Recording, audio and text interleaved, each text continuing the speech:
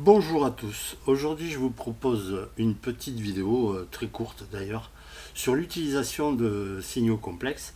Et en fait c'est pas moi qui vous propose réellement cette vidéo, c'est carrément Gilly, le développeur de signaux complexes, qui a pris le temps de faire une petite vidéo de démonstration. Et comme il n'a pas vraiment de chaîne apparemment dédiée au train, il m'a demandé si ça ne me dérangeait pas de passer ça sur ma chaîne. Il y a aucun souci, évidemment.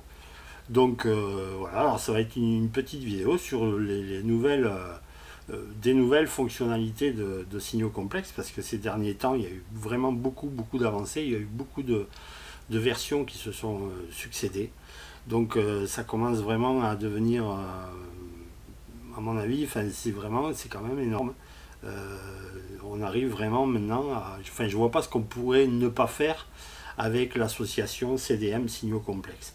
Alors évidemment, on n'est pas obligé de passer sur signaux complexes.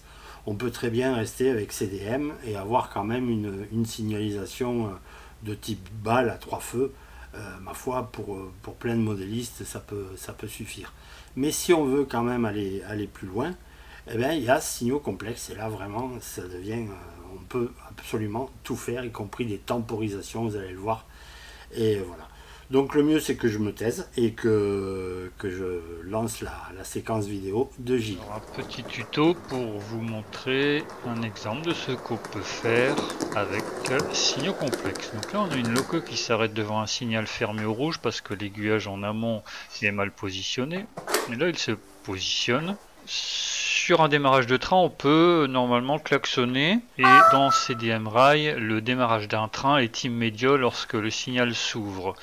On voudrait pouvoir temporiser le départ d'une locomotive sur l'ouverture d'un signal et envoyer un coup de klaxon avant la mise en route de la locomotive. Donc voici comment on peut faire ceci. Alors on va commencer par aller dans la liste des trains, et dans le train qui nous intéresse, qui est la CC 406 526, on a un paramètre qui s'appelle temporisation de démarrage à l'ouverture du signal. Ça permet donc, comme son nom l'indique, de retarder le démarrage du train qui est arrêté devant un signal, et ça pour tous les signaux pour cette loco. Ici on est à 10 secondes.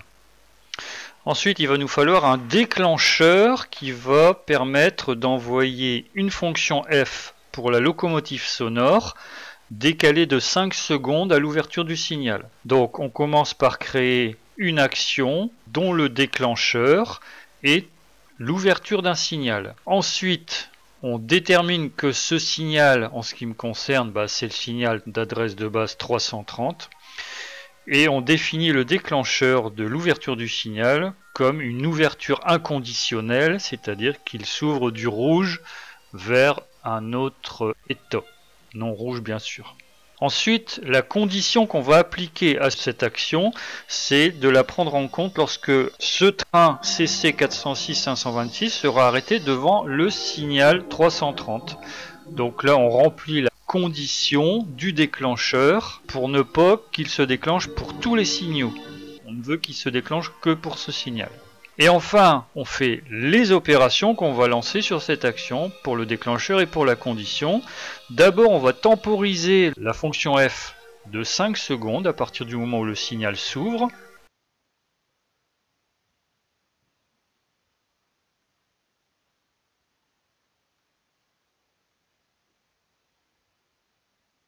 Et après, on envoie la fonction F 4 pendant 300 millisecondes à la locomotive CC 406 526.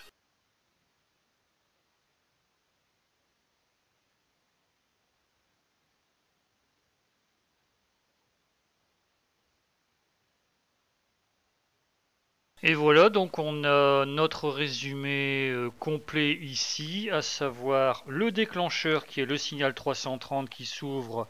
La condition, c'est qu'il y ait un train qui soit arrêté sur le signal 330, et ce train c'est la CC 406 526. Et au niveau des opérations, on retarde la fonction F4 qui envoie le klaxon dans la locomotive CC 406 526 de 5 secondes à partir du moment où le signal s'ouvre. Donc on aura chronologiquement le signal qui s'ouvre, 5 secondes après, la fonction F4 qui envoie le klaxon, et 5 secondes après, le démarrage de la locomotive. Et voici un nouvel essai avec une ouverture du signal, cette fois-ci sur un ralentissement 30 parce que l'aiguille distante est déviée.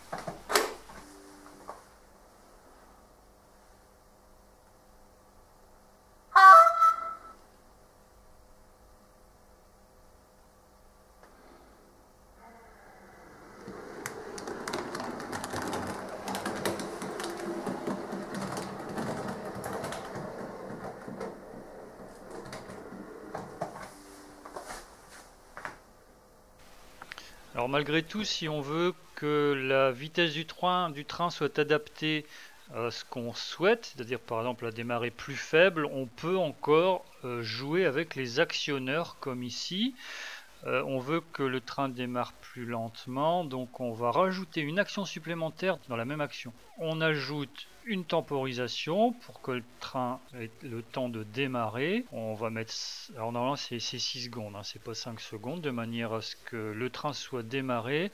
Et on va lui donner une consigne de vitesse qui va être ici de 10 crans, donc environ 10 km/h, pour toujours le même train. Donc là, ça veut dire qu'on va diminuer la vitesse de la consigne qui était dans le tableau du paramétrage de ce train pour qu'il démarre encore plus lentement au signal.